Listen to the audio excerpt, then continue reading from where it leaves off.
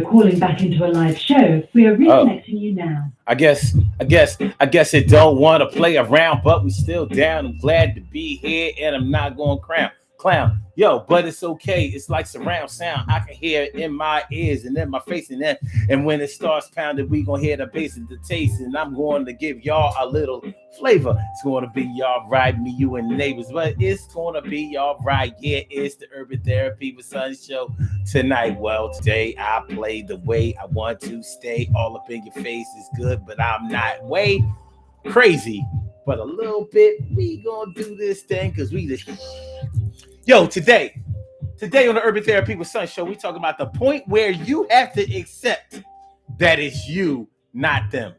That is you, not them. Self-discovery. Basically, that's what we're talking about this afternoon on the Urban Therapy with Sun show. It's not an easy thing to do. It's not an easy thing to do, baby.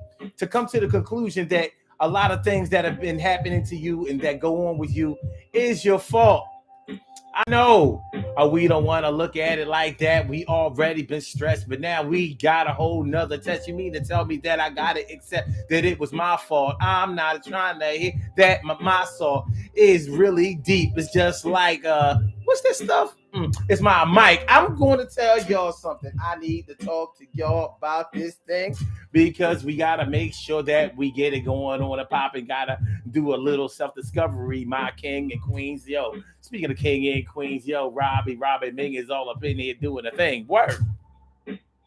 Self-discovery.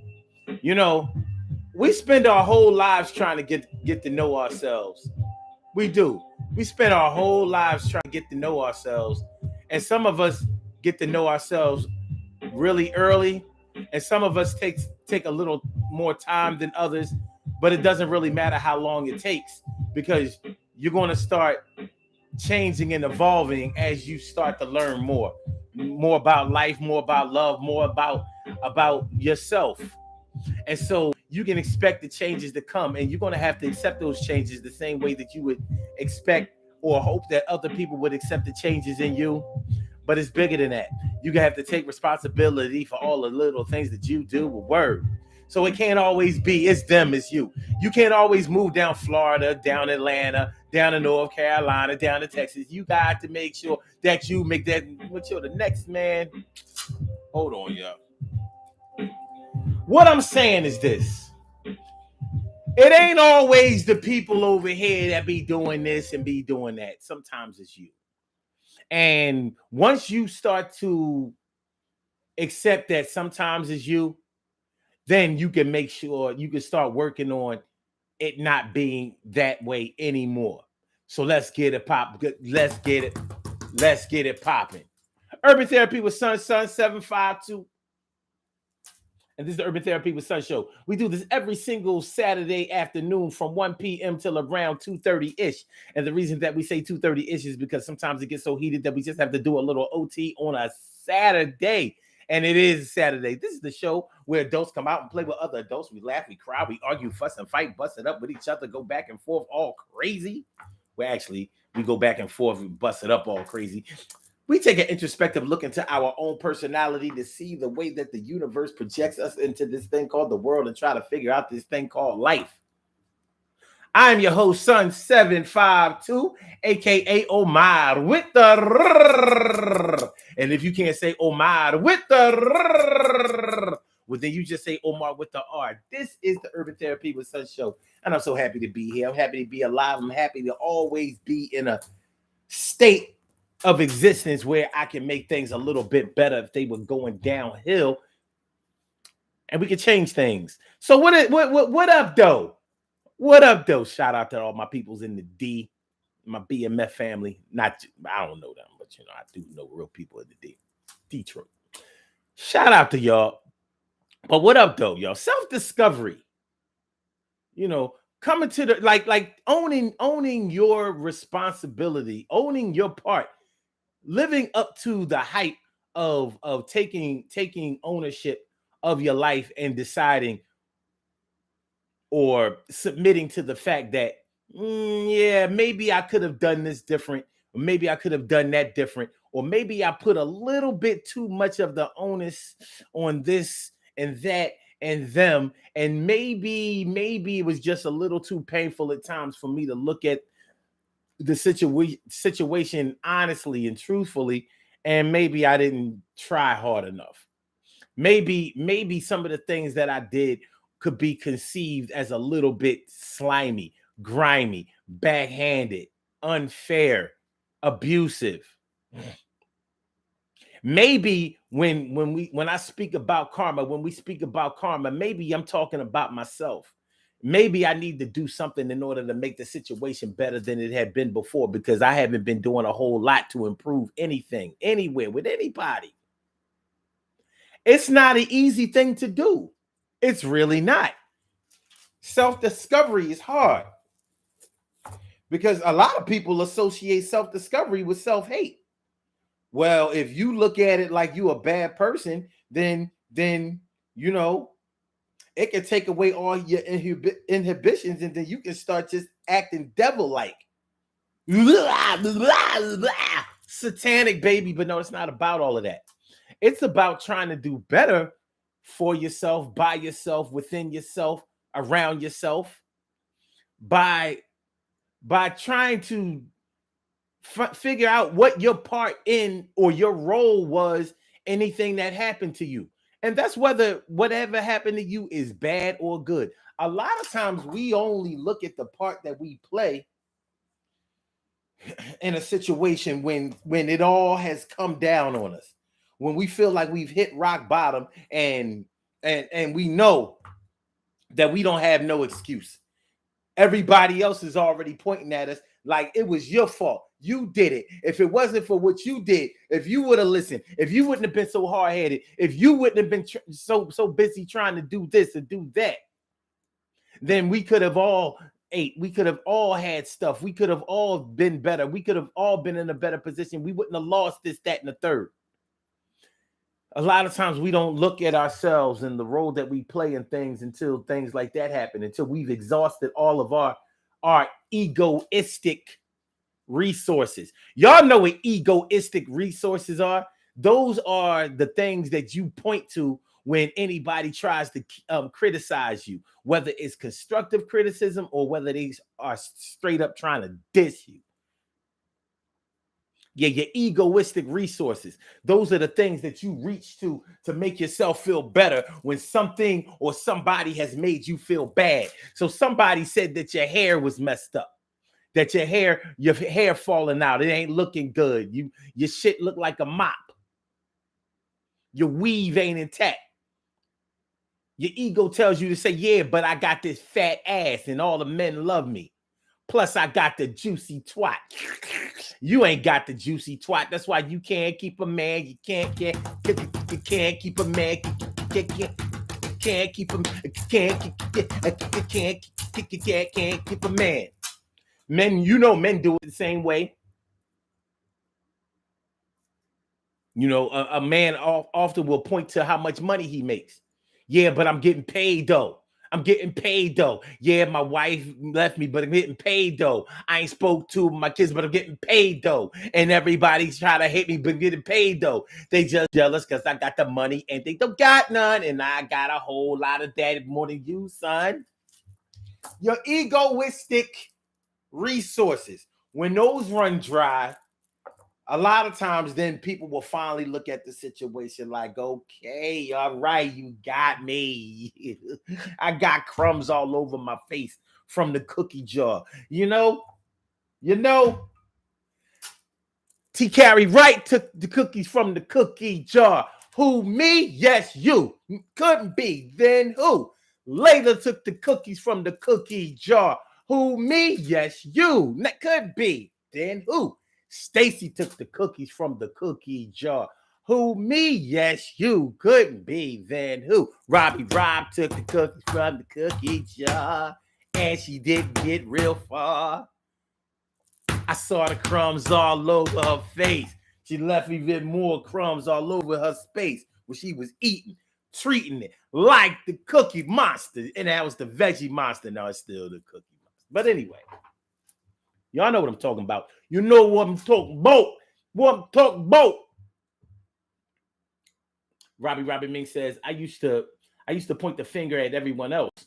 But in the past years, and even now, I have done soul searching on myself. It's things about myself that I didn't like, so I changed them. Yeah.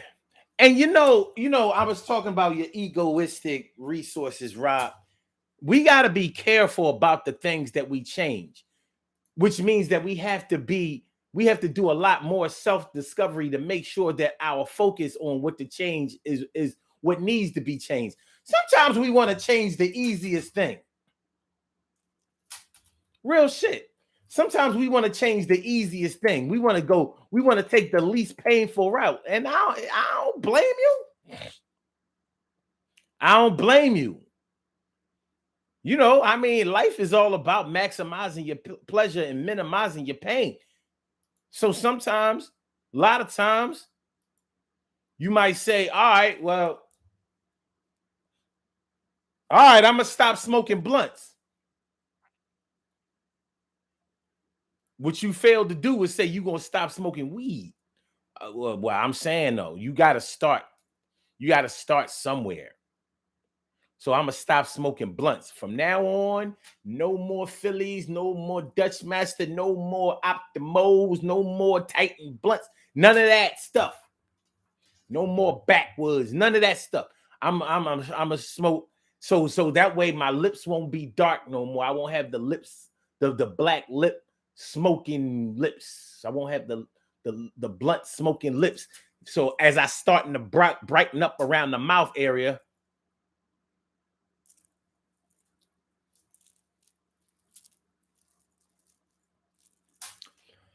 but I'm gonna switch to papers. So like top paper, no, not top paper, because back in the day, people stopped smoking top paper because they said they had pork in it. They had pork in the little the sticky part.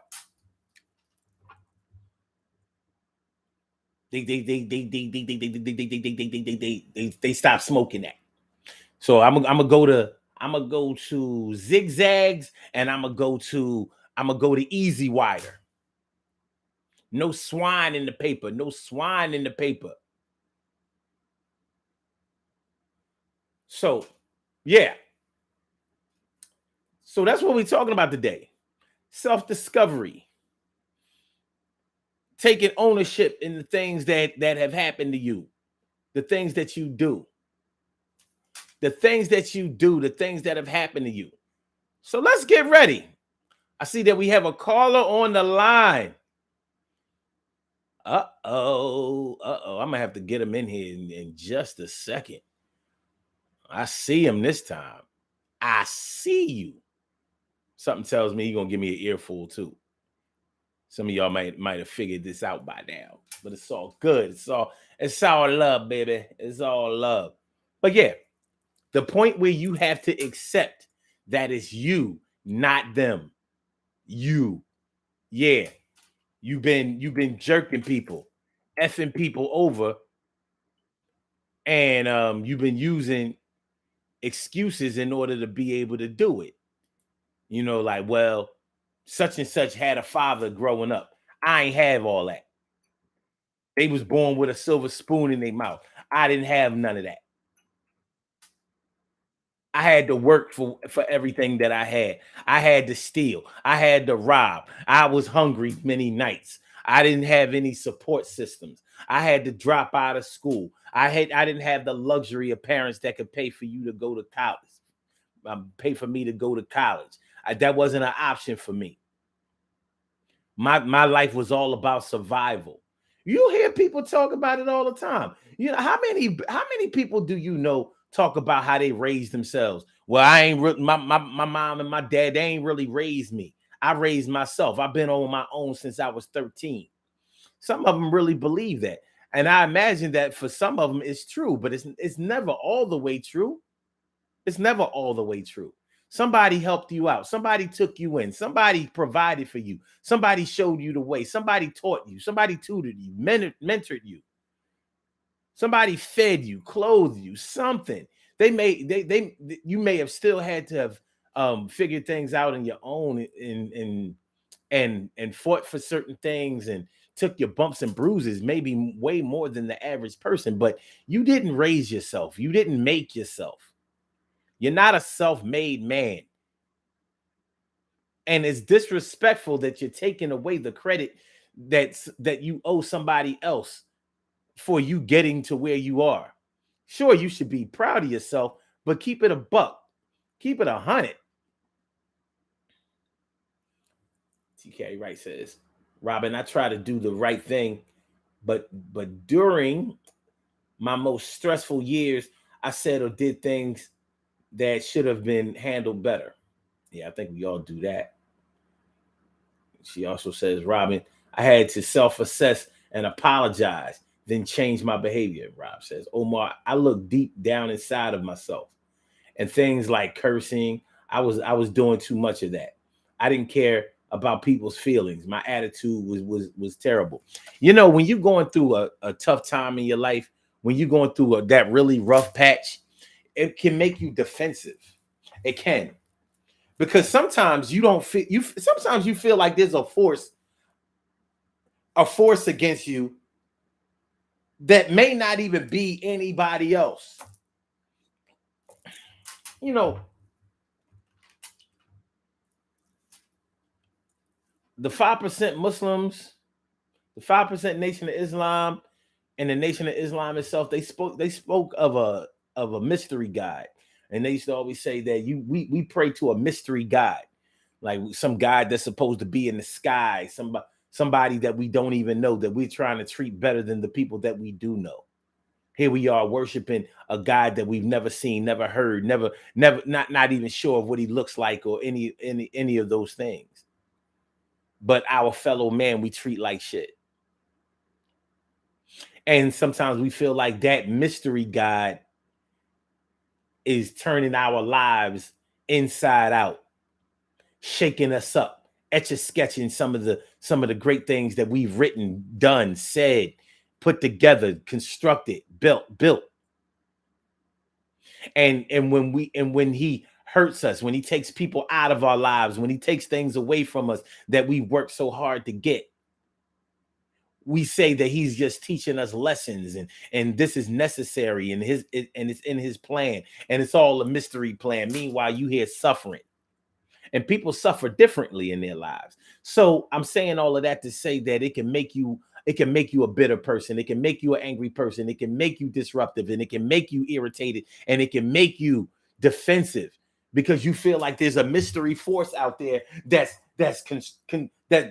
controlling you, controlling the puppet strings. So you got a Geppetto with his hand up your back or pull or strings above you, making you do things, and you have no control. Yet you're supposed to accept that. It can make life hard. I mean, that's why it's one of the reasons why a lot of people consider suicide, and a lot of people go through with it, because the next day doesn't seem like it's going to be better than the day before. And today is absolutely horrible, just like yesterday was. So it can make us mistreat other people. What do they say? Hurt people, right? Hurt people. Now, a lot of times people say that, and it is an excuse, but it's not always an excuse. Sometimes it's a straight up reason. Sometimes it's a reason, but even the reasons that we have for doing things aren't always good reasons. It's personal. It's very, very personal. All right, so we're gonna get into all that. We're gonna get into all that.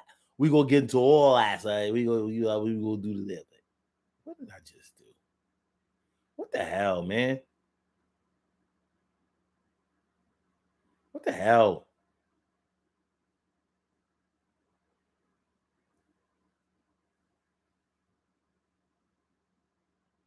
There you go. All right. We ready? Hey, yo, killer, we ready? All right, we're gonna get this thing popping. All right.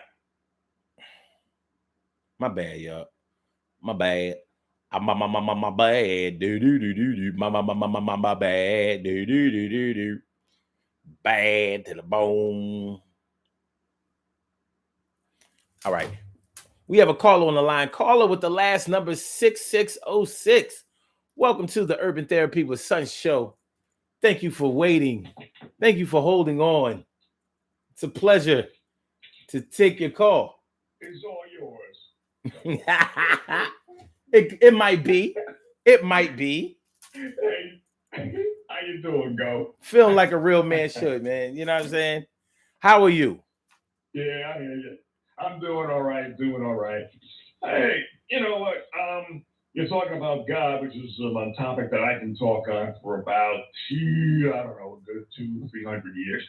And you also have a topic about self-discovery, and yeah, it can be a bitch. I don't think a lot of people like to go into self-discovery and be introspective because they find out Yeah. that what they discover they don't like. Right. So a lot of people don't. Just like when you hear communication is the key.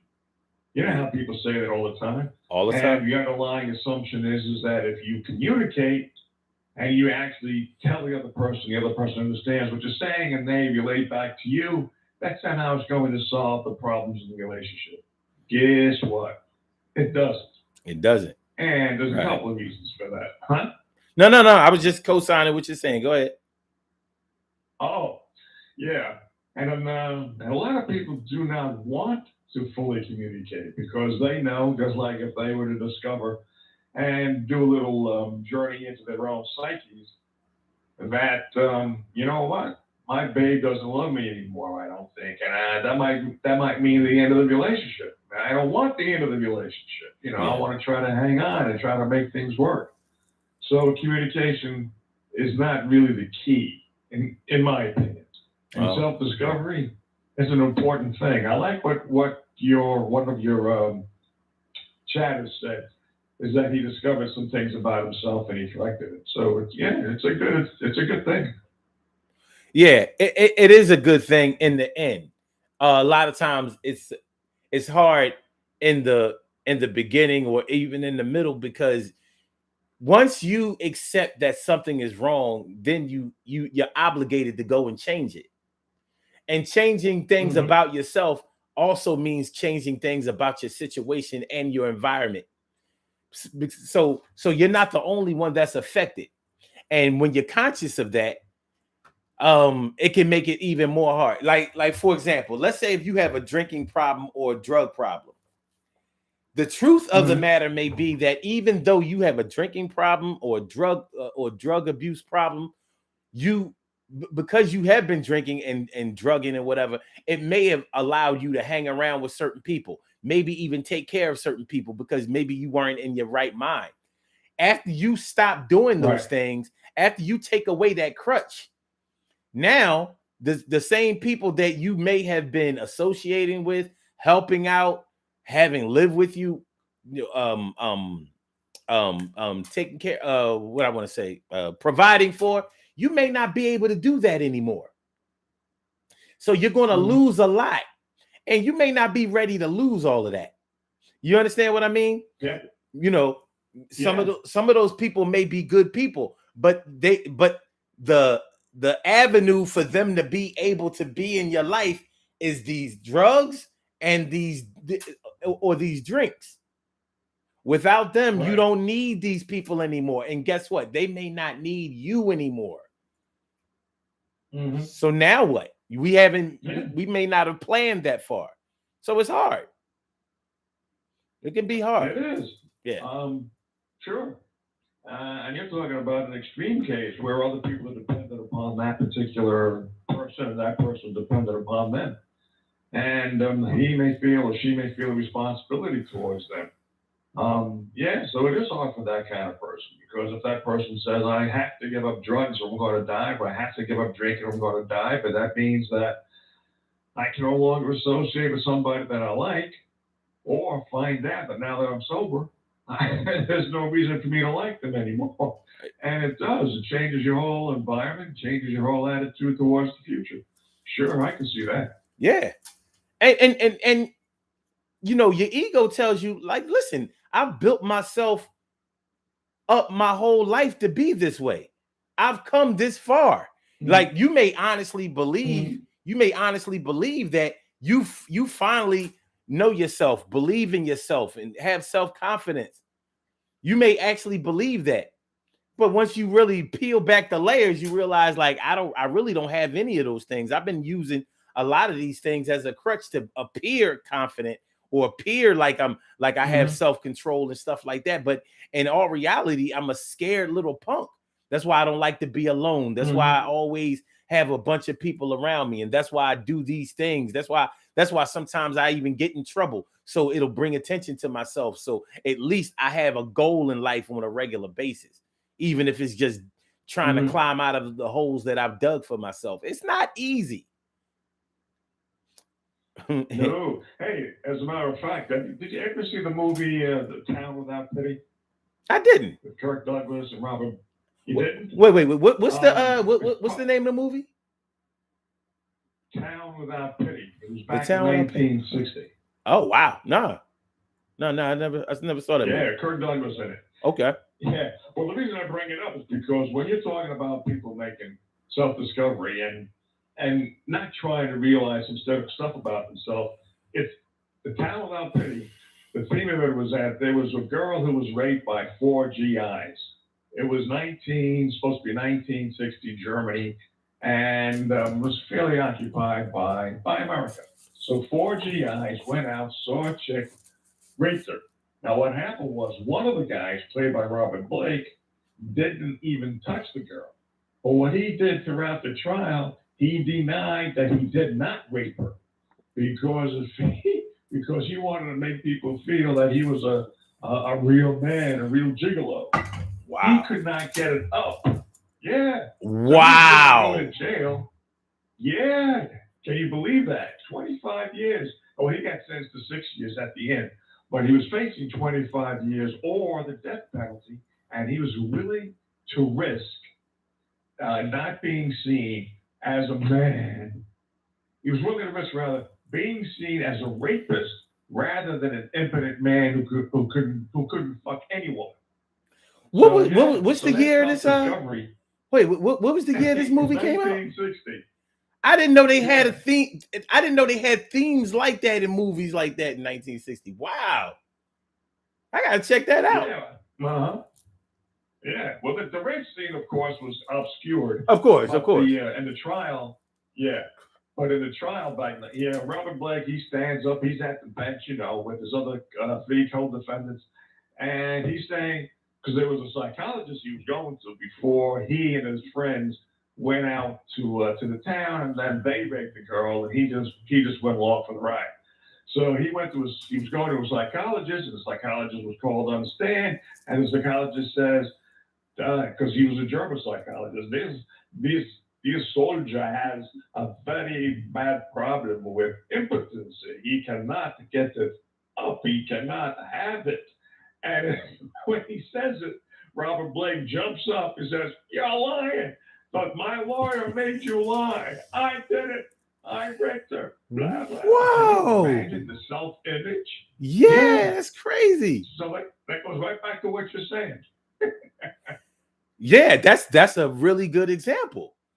I mean, people listen, one thing that happens when you finally stop doing something, especially something that preys on or displays your addictive personality, is that now you have to deal with the real way that you think that people look at you. Like one thing about being on drugs or drinking a lot is that you are oblivious to the way that people feel about you. You know what I mean? Like you can block all of that out. One thing about sobriety is that it makes you realize that everybody doesn't think that you're funny. Everybody doesn't think that you're cool. Everybody doesn't think that you're beautiful or that you're handsome or that you're smart or they don't even think that you're a good person. A lot of people don't want to have anything to do with you. And that's one of the reasons why some people don't want to have anything to do with sobriety. It brings them to that realization. At least while you're drunk or you're high, you can say, "Oh, the hell with them. It's them. It's not me. It's them." Right. Yeah. Wow. Yeah, reality can be a bitch. It can. But that's the thing. There are more than one reality. There's more than one reality in life, Mhm. and that's what people don't understand. They think that you know how people say you can't handle the truth. People don't like me because I tell the Right. truth. I'm like, no, people, it's not that you tell the truth that people don't like. It's that you tell your own personal truth from your own perspective that they don't like. You don't tell the rest of the story. You take one little piece of the Mhm. story, the most painful part of the story. Like maybe you only talk about the result, the truth of the result of the story instead of the process of truth of the story. Because that matters, Right. you know. So Yeah, you because got to put everything in context. exactly. And Mhm. because maybe you or somebody else fails to do that all the time, people feel like you don't tell the truth. You think that you're telling the truth, but you're not telling the whole truth. You're telling a version of the truth or a piece of the truth. And no, and it makes people be seen in a different light and have them have to explain themselves out of situations where they weren't even wrong, and you're responsible for that, and you don't want to take responsibility for that. They just don't like me because I tell the truth. No, that's not it. Mhm. Yeah. Yeah, you're right. But I tell you what, I'm not going to take up too much of your time talking because I know you like to take a look at the chat and relate their particular responses to what you say. So I'll just hang on for a little bit. But I hope that in the future that you have the show about God, because I sure as hell want to get my perspective about this thing up there called God, that good old Santa Claus, who, you know. Mm. The real God is money. You hope you got that right. And it can't be Well, proven that it's not. yeah, you got that. Yeah, the good old guy that's great. Oh, thank God. And I say to myself, what are you thanking God for? He puts, if you're going to thank him for the stuff that you've done, then why don't you give him the blame for the stuff that happens to you? But, that again is another great philosophical type of question with I just put myself on mute because I don't want to take up the rest of the show. You and I can talk for about 20 more minutes, but that takes way too long. Yeah. All right, And cool. both. And besides, my phone's getting low. God damn, I think it's at 1%. All right. Well, if you want to Oh, pop, 14%. go ahead and mute yourself. And if you want to pop back in, you can go ahead and do so. Okay. I'll be here. All right, thanks. All right. So yeah. This whole self-discovery thing, this whole, let me make one thing clear. Self-discovery is not about blaming yourself. It's more about accepting yourself. A lot of times people want to, or they think that, or they're misled to believe that, discovering themselves or accepting their responsibility is all about accepting the blame. It's not about your blame necessarily, unless your intentions have been to help, to hurt someone, and you wind up getting caught about it. Caught doing it. If you went out and deliberately tried to disrupt something, tried to hurt somebody, try to mess something up, tried to sabotage something, what somebody's going to know anyway. More than likely, you told somebody, even if you didn't mean to. There may have been a Freudian slip there somewhere, and you let that bone in your closet come out or whatever. But it's not about blaming yourself. It's about accepting your part, your role. If you look at the result of anything out here that you're involved in, more than likely, everybody had their job to do. Did you do yours? Did you do your job, or did you not like the role that you were supposed to play? So you decided you were going to do somebody else's job, hoping that nobody would notice that you didn't even do your own job. So here you are taking credit for somebody else's work, and you want everybody to miss the void that you left in your own work. So once you start to understand that it's not about blaming yourself, it's about finding yourself. It's about It's about being able to identify the things that went wrong or even right, and being able to either get rid of them, adjust them, change them, rearrange them, or to repeat them if they're good things. Sometimes we get it right and we don't like the way that we got it. I'm lying? Okay. Have you ever, ladies, have you ever gotten your hair done one way and you came out of the hairdresser or whatever feeling terrible, like she cut off all my hair, or she didn't do whatever your hairdresser or barber, whatever, didn't do, you was pissed off about it.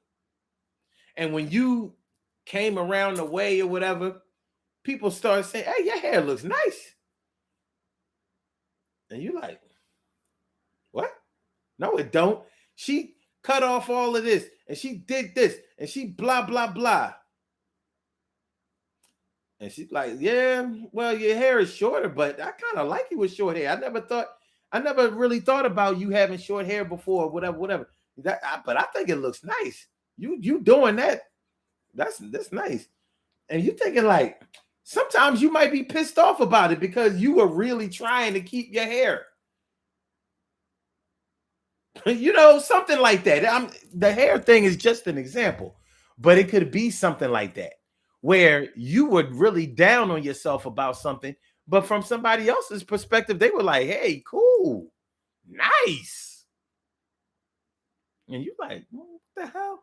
You might even get mad at the person, like, you always either you may feel like they're trying to secretly diss you, insult you, or you feel like you don't even look, you might insult them because you don't think they have good taste. Like, yeah, you would think that this was nice because you don't look nice yourself. That mop you got on your head or whatever.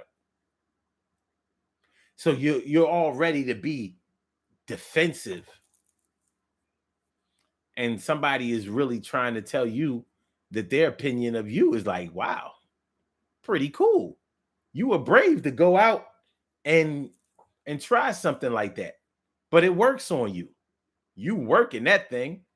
Now, of course, if your ego is through the roof, you're going to say, oh, yeah, I meant to do this, blah, blah, blah, lying, because you on the inside, you was like, oh, my God, I look crazy out here.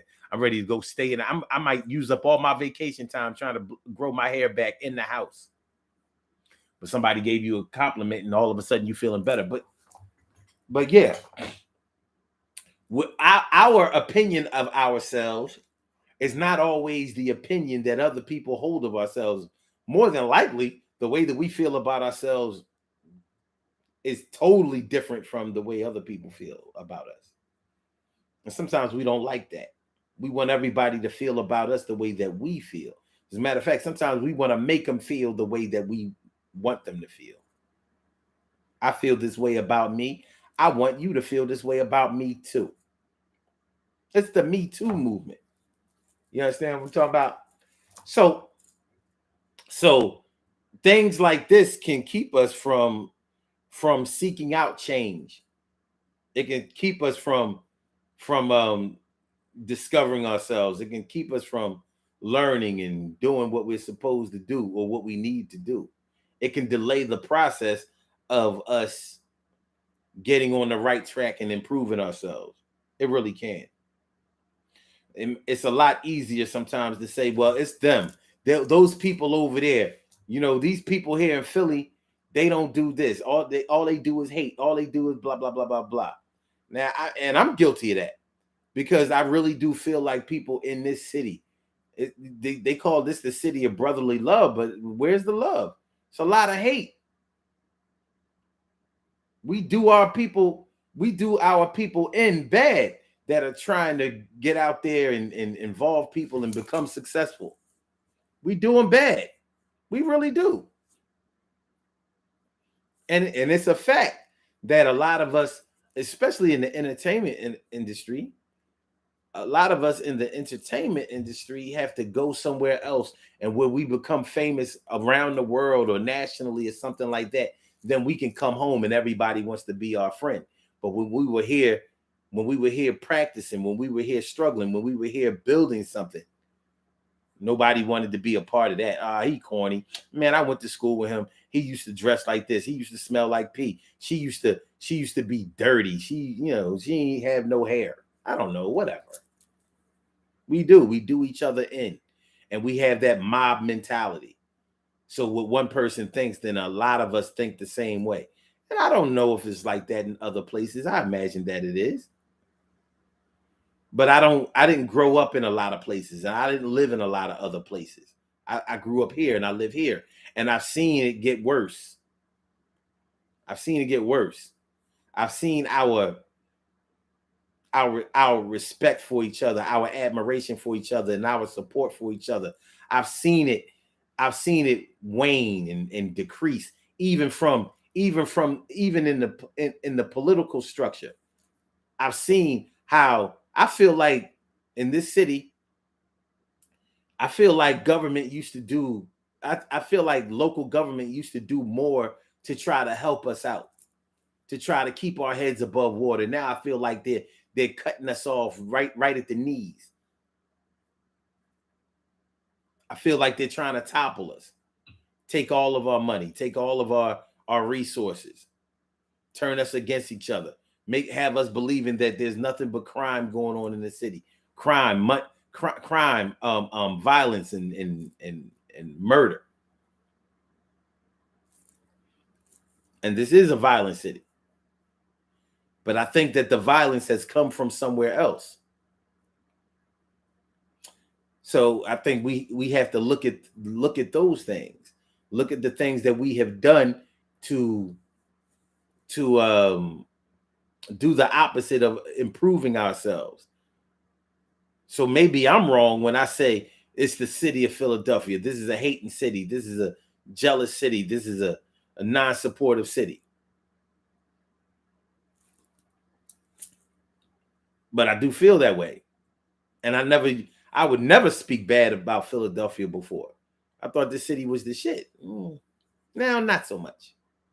Am I mad at the city? Yeah, I guess I am. But there you go. Did you hear about the new documentary called 2,000 Mules? It has Philadelphia in there, and it's talking about how Philadelphia was one of the main cities that portrayed the election fraud of 2020. Yeah, but that's a lie. Really? Oh yeah. It is a lie. It is a lie. I mean, yeah. Well, Philadelphia's been known to be a major center of election fraud for decades. Well, then what do we know? What do we know that other places don't know? Well, somebody has to go and rise to the bottom, as it were, instead of rising to the top. Philadelphia, New York. Yeah. Who else is in Chicago? Mm-hmm. You know. But the thing, the 2,000 Mules is very interesting. You like it? Yeah. Well, you know, they did. I would consider it a perspective, because just like one person can say that, yeah, this person is totally guilty. Somebody can say that this person is totally free of guilt. You know, lawyers do it all the time. They try to prove that their client was either totally right or totally wrong, right? So, you know, there's a perspective. And I'll take that back to what I was talking about when you were on a few minutes ago about the truth, the versions of the truth. We can find a lot of things to prove or disprove anything we want to prove or disprove. But the story doesn't end. It doesn't begin or end at what we can prove or disprove, because there are too many people involved. If there was only one person involved, yeah, we can definitely point to that. But when there are a bunch of people involved, you know, you're always going to have people that say, I didn't have anything to do with that. And they may be telling the truth. Just like the people who had everything to do with it, they're never going to say, yeah, I made that happen. What of it? That's not going to happen. So it depends on how you look at it. Election fraud. Well, Well, I'm going to put it this way. Um, let's say that election fraud did allow Joe Biden to get elected. Let's just no, let's kick that around a little bit. okay. I would say that same election fraud that allowed him to get elected in 2020 was probably the same election fraud that allowed George W. Bush to get elected in the year 2000. Is that fair? If you're talking about the Supreme Court and the shards, are you talking about George Jr. or the shards? Oh, George Jr., George W. Bush. George Jr. Yeah. They got him elected? Yeah. I don't know, but I wouldn't be surprised. Yeah. So, the difference between Al Gore and Donald Trump was Al Gore was not president. He was the vice president. And he conceded. He didn't want to show the world that there could be a such thing as election fraud or stealing an election. So he just let it go. Dumb decision, as far as I'm concerned. But Donald Trump created the atmosphere of election fraud way before the election ever came up. He was calling people cheating before the votes even started. So you're not going to tell me that people weren't already influenced by that. You know what I mean? So when somebody has already planted the seeds in your head that this is going to happen, then of course you're going to be looking at it, looking for it, and anything that looks remotely like it, you're going to probably charge it with being that. It doesn't mean that that's what it is. So, well, I agree with you on that. I mean, if Trump or anybody, if they start foretelling the future with regards to what's going to happen to them, and they have a base of supporters, and if that anything that remotely conforms to that prediction, then people sure they're going to glom onto it. Yeah, I agree with you. People really don't approach anything with a lot of critical thinking. Yeah. But the reason why I like 2000 Mules is because it uses ping technology to find out where the mules who committed ballot harvesting, ballot fraud, were, plus surveillance cameras. Mm-hmm. So I haven't seen the movie yet, but the premise of it seems to be really, really good. Now, whether or not it'll do anything, who knows? But when I see the movie, and if the movie does live up to its claims, it's going to be one hell of a documentary. That's pretty cool. And I would be interested to see what the perspective is on the other side. Like, because election fraud goes two ways. It's not always going to be one way. Like they stole. People kill me with they stole the election. I'm like, yeah, I read some of the articles about the people who said that the movie didn't prove anything. So yeah.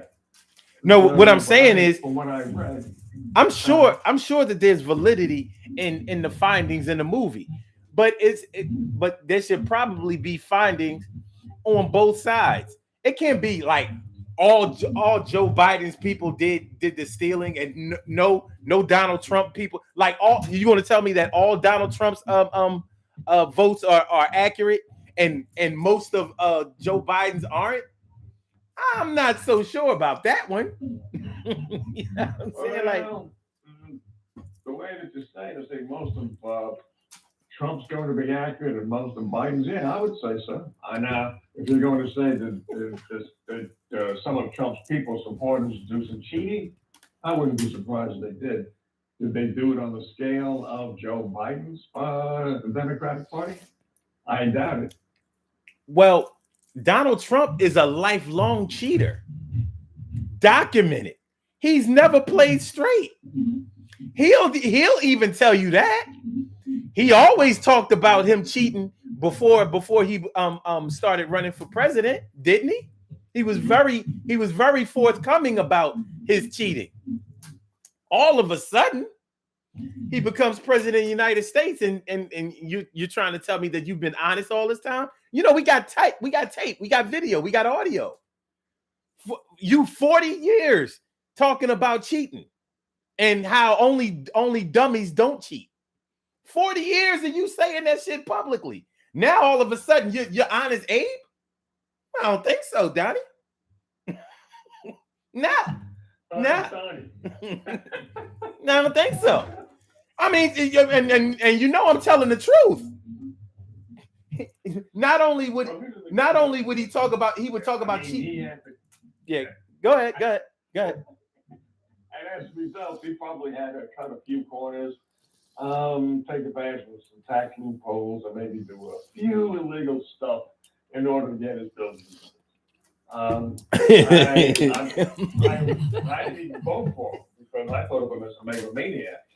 He is. I didn't want his finger on the red button. But while he was in office, he did show me that he was a better president than I expected. But I'm not a Trump supporter now because he comes out in favor of red flags. I mean, what's the name? Something flag. Anyway, I forgot what terminology he was using, but he's for gun control and he's for the vaccine. I'm saying you gotta be out of your mind. So no, I'm not a Trump supporter. Look, the cat was a lifelong Democrat. I mean, I thought he was always a Republican. The hell no. He was a lifelong Democrat. I didn't know that. I thought. Well, I'll tell you who. I bet you. I'll tell you who knew. The whole Republican Party knew. That's why they didn't want to back him in the beginning, because they knew it was a fraud. He was a lifelong Democrat. He always supported abortion, gun control, things like that. Always. So I didn't know that. He made a lot of people forget, and I'm like, it's on tape. It's for 40 years, and I'm only saying 40 years because I only remember him, being in the public eye for about 40 years. I started learning about Donald Trump when I was around in the 80s. I didn't know about Donald Trump as a kid. So, but yeah, he was a lifelong Democrat. He was very good friends and close with the Clintons. That I know. Yeah. Well, you don't hear him having a really good relationship with the Bushes, or the Reagans, or anybody like that. That's because he was a Democrat. Oh, okay. Yeah, I didn't know. He was a liberal Democrat. He was a liberal, but not even a JFK Democrat. He was a liberal Democrat. Well, wow. You could say that a JFK Democrat was a liberal Democrat, especially at the time. At the time when he was he was president, but yeah, he was around. He was of that ilk. That's why I'm like, when he decided to run on the Republican Party, I'm like, oh, what, are you kidding me? You got to be kidding me. But hey, it worked. It worked because he's a shyster. Now, they say that cheaters never win. That's one of the biggest lies ever told. Cheaters win all the time. All the time. But you can best believe there's always cheating on both sides. There's never just one side that cheated and the other side is just, running around here with a halo above them. No, it doesn't work that way. But yeah. Speaking of cheaters, that goes right along with what we're talking about, because many people who cheat never want to look at themselves as cheating. They look at themselves as doing whatever it takes to win. I'm not a cheater. I'm just tenacious. I'm just an opportunist. No, because that doesn't sound good either. I'm tenacious. I am determined to win. Oh yeah, that sounds better. Yeah. So yeah. But yeah, there's always enough blame to pass around. Many times, even in people's marriages, people want to say, yeah, they cheated, they were abusive, they did everything in this marriage. But when you pull back the layers between the two of them, have you ever been in a marriage, in a divorce decree or a divorce settlement case? If you've ever taken a chance to watch one, witness one, be in the courtroom to see one? I've never seen any person in any marriage just lay down and say, yes, it was all my fault. I lied, I cheated, I stole, I deceived.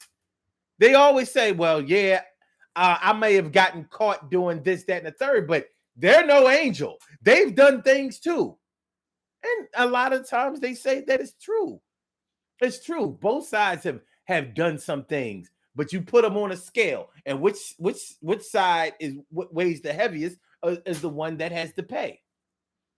But it doesn't mean that one side was totally innocent. I've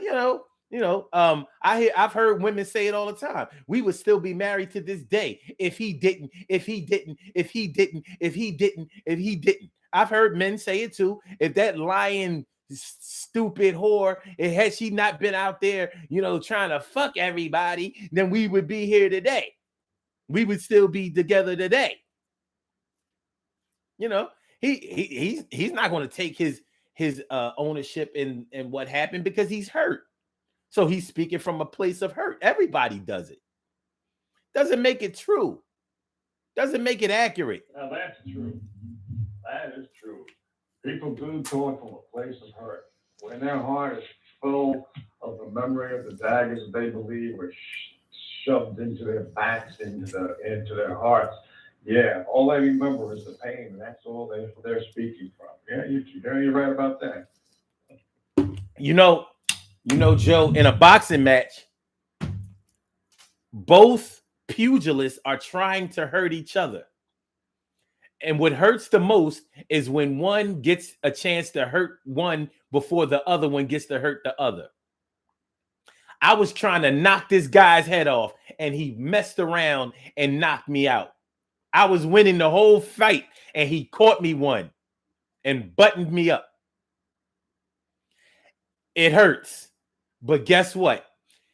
A boxing match is a shining, glaring example of your intentions was to hurt somebody, and you messed around and got hurt worse. And that's what you're most pissed off about. And everybody is telling you to take it like a man or be a good sportsman. And you're thinking like, man, fuck that. You understand what I mean? Like, yo, I was supposed to win. And it's demoralizing because sometimes you may get a rematch and you're thinking to yourself, like, I'm not sure if I can beat this guy. But I gotta go back in there. It's that self-deception. Years ago, you ever read Ring magazine? I forget who the editor was. And they're always talking about, boxing and all that kind of stuff. One day, this guy was on the editor of the Ring magazine on TV, and he had the audacity to say that I just escaped my mind. What they 4 or 5 boxing is what they call it. They elevated to the noble sport. I forget exactly how they phrase it. But in any case, he says the purpose of boxing is not to knock the other person out. It's just to win. But you're not really there to do as much damage as you can to the other person. And I'm listening to this guy say this. And we all, those of us who are boxing, people are swinging from the bleachers. They're not there to write you over you. That's not what they're coming to the ring for. They're there to smash. Like Tyson would say, I like what they described about Tyson. When he gets in the ring, he does it with evil intentions. I mean, he's there to destroy. That's right. And that's what's the purpose of it. this guy actually has the audacity to say they're not there to really try to knock each other out. I'm going, wait a minute. Did I just hear this clown? Talk about perspective. Right. Trying to deceive. Oh, God. It's incredible, man. Yeah. Because it's all about perspective. Now, I'm sure nobody who read Ring magazine is going to buy that crap. But hey, it was good reading. You know what I mean? Maybe it sold a few. Maybe it sparked up a little controversy and allowed them to sell a few more magazines. Whatever the case may be, you got to mix it up a little bit sometimes. We can't have everybody thinking exactly the same way, or there's no need to spend any money. But yeah, in boxing, both fighters are trying to hurt each other actively. If you get knocked out, yeah, I want it to be all my fault. There wasn't anybody else in the ring. Nobody else trained for 6 months. So if it works out, then you get all the marbles, you get all the glory. If it doesn't work out, yeah, the excuses are going to come from everywhere. Oh, he was headbutting. He hit below the belt. The ref didn't do his job. Yeah, the ref did his job. He counted. Yeah. George Foreman, he said that the reason why he lost when he lost to Muhammad Ali is because he stayed down on the canvas because he was told and trained by his trainers, you're supposed to stay down and only get up when the corner tells you to get up. So he said he was, and I saw the video. It looked like he was looking at the corner, waiting for the signal. Apparently, they told him too late, or his eyesight got real bad because he missed the count by 1 second, and bang, lost the championship. Hey, so he said he went into deep dark depression for a year about losing to Muhammad Ali. Well, Muhammad Ali was a master. He was a master at getting into a guy's head. He was the greatest. If he even if you didn't think he was the greatest fighter, he was the greatest fighter promoter ever. Nobody could do it like him. So, Absolutely. Yeah, I mean, he invented it. And everybody, a lot of fighters and even promoters have tried to duplicate what Muhammad Ali did, but they can't. He was really, really the greatest when it came to that. Nobody thought that Muhammad Ali could beat George Foreman. He was an animal at the time. He was an absolute animal. George Foreman had everything that it took to win. He had strength. He had speed. He had ability. He had defense. He hardly ever had to use his defense because he was so busy knocking people out. He would just overpower people. So when you saw the rumble in the jungle, and you saw him pounding away at Muhammad Ali, and those were body shots. Even your defense, to stand up to those body shots, it was demoralizing to George Foreman. I mean, notwithstanding, and then he would grab him. And then he would grab him by the neck and say, "Is that all you got, George?" Yeah, yeah, and all of the stuff that happened before the fight. He got into his head. It was bad. It was bad.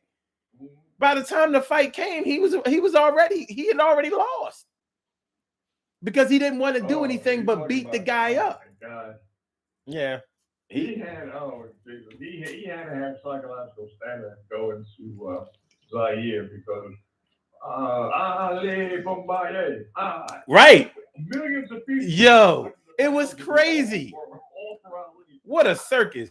What a circus. Yeah. For all we know, George Foreman saw multiple people inside the ring. He may not have known who to hit. I'm beating up the wrong guy. But I'll do everything I can. He's not falling down. He's telling me, "Is that all you got?" And I'm hearing Ali Bombaye. Right? It's seriously. But think about think about, you know what? This is a good example. Think about how George Foreman felt after that. You know, we know he went into a deep depression, didn't want to fight anymore after that for how long was it? A couple of decades?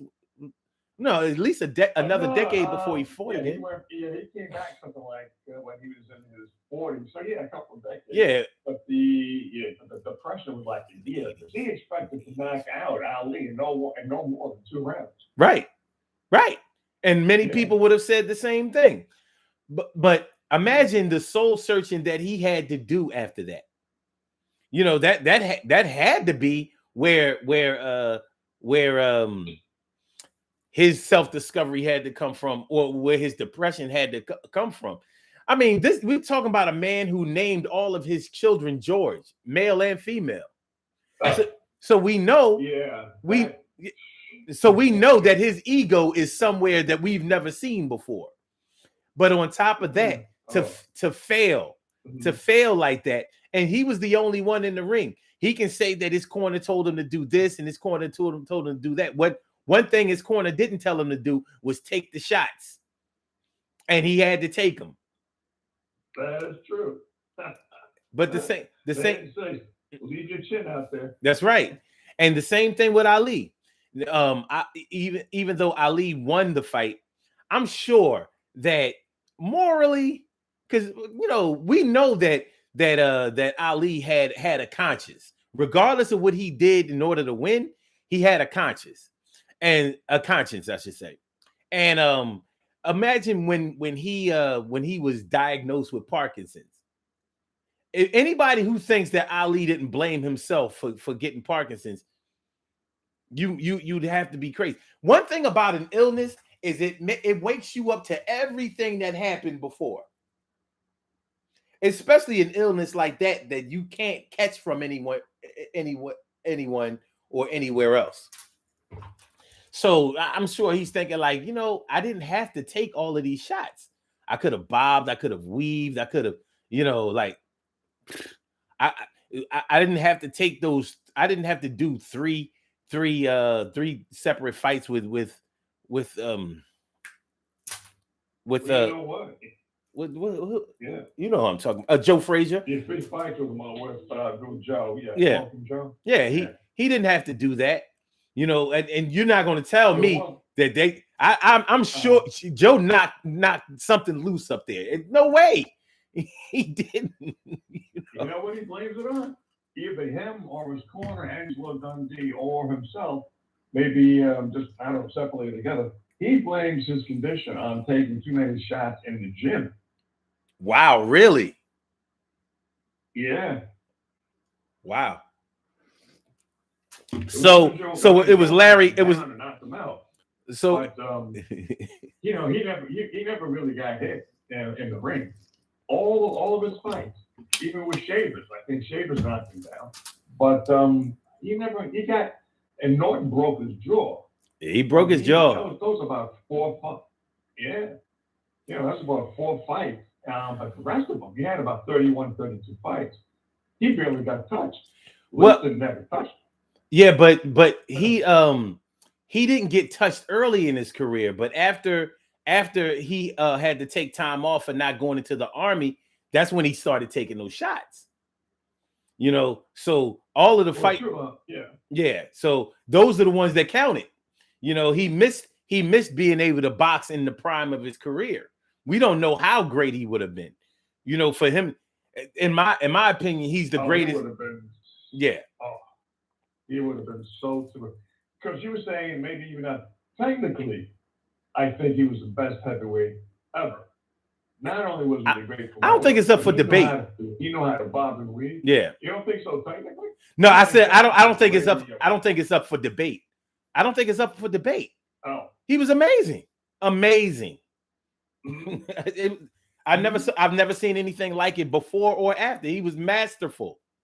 He really was. He was masterful. You know, mentally and physically. He knew exactly how to win, and it worked time and time again. 90 seconds. And in order to make himself, and he prepared himself because you knew he would. To me, my own belief was he was scared of Liston, he was scared of George, but he knew how to promote. And then while he was promoting, he was also affirming to himself that he was the greatest. So he was doing a two-pronged job, and it worked. He had the skills. He knew he had the skills, but 60 seconds. Unless you really knew Ali, and he wasn't scared of being in the ring with a Liston or with a George. At least, because those two guys. Mm-hmm. Well, we don't think that he was afraid. Only he knows. You understand what I mean? He may have been scared to death, but he did certain things to. That's what I'm saying. Yeah, but another thing about Ali. Another thing about Ali is for him to have self-proclaimed himself to be the greatest. I'm sure that there were times when he probably said, I'm not really the greatest. But heck, 10 seconds. I've told everybody that I was the greatest and I'm going to keep this show going. But I'm sure that times when he was being knocked upside his head and the matches that he lost, I'm sure he was thinking like, well, I'm definitely good and I'm great. But I'm sure that there are times when he didn't feel like he was the greatest, especially when the Parkinson's started to kick in. Oh yeah. I mean, the latter part of his career. He even said that he might have lost to Rocky Marciano.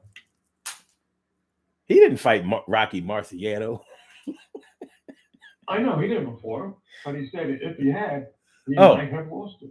He said Rocky Marciano can hit harder than Joe Frazier, in his opinion. Yeah, it's up on YouTube. Yeah, I saw it about a week ago. Yeah. So if he blames sparring for his Parkinson's, then that means Larry Holmes killed him. No, well, just about, because Larry could really punch. Larry could slip that jab in there. He was the closest thing to Muhammad Ali himself. Well, he used to. Knew how to, he knew how to counter Ali. He used to whoop. He wasn't his only sparring partner. Yeah, but Larry Holmes and Ali agreed that he used to whoop Ali's ass in the sparring sessions. Now, of course, Ali liked to take a lot of shots in his sparring sessions, so he would be prepared. He figured he was building himself up to be able to take those shots in the ring. But look, we only know so much about the future and how it's going to treat our minds and bodies. So he probably figured, well, I don't think Ali ever thought about getting old. You know what I mean? Or having to struggle physically at any time. But life shows us that whether we think about it or not, we'll have our time to concentrate on nothing but that at some point. Listen, Joe, appreciate you coming out this morning, and I'm glad. I mean, this afternoon. Okay. We got to get on up out of here. Yeah. All right, because I know you got to do the birthday shout out to Glorious Day. There you go. There you go. Yeah. Hey, look, you be safe, right? Until next time, okay? Go. You too. It was a pleasure. All right. Me too, man. All right. Bye-bye. Hey, y'all, I need y'all to make sure that y'all hit that like button, share the show, and subscribe to the channel if you haven't subscribed to the channel yet. I'd appreciate that. We do have some birthday shout outs. Some people were born on this glorious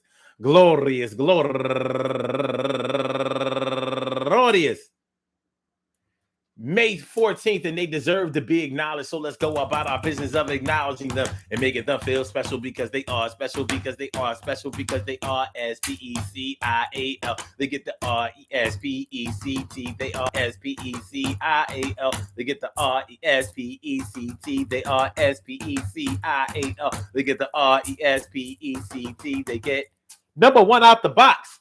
Lisa Johnson, happy birthday to you. And also Sandra Rickers, Wrick, Rickerson, turning 52 years old today. And also Hermaine Smith, turning 59 years old today. And Camille McIntyre turning 40 years old today. No relation, but what up, cuz? What's good? Turning the big 4-0. And Tawana Moore turning 50 years old today. Half Century Club. And Dior Bryant turning 37 years old today. And George Cummings turning 53 years old today.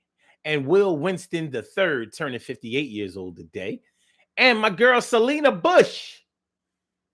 Happy birthday to you. And my girl going all the way back to we talking about single digits. My girl Crystal Kason Gant turning 54 years old today. And last but not least, my girl go-getter Ada Don Martin.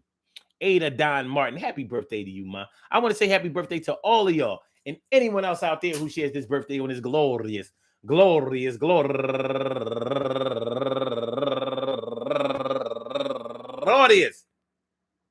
May 14th, anywhere out there in the world, worldwide, internationally, and universally. All of y'all go ahead and turn up. But don't turn up too loud. Just turn up loud enough so everybody can hear you. Rock out, rock on and do the damn, the rock out. Rock on and do the damn, rock out. Rock on and do the damn thing. You do your thing, y'all. Represent the queens and kings. You do your thing, y'all. Represent the queens and kings. Good things happen to those who wait. Great things happen to those who grind, and anything can happen to those who go for theirs.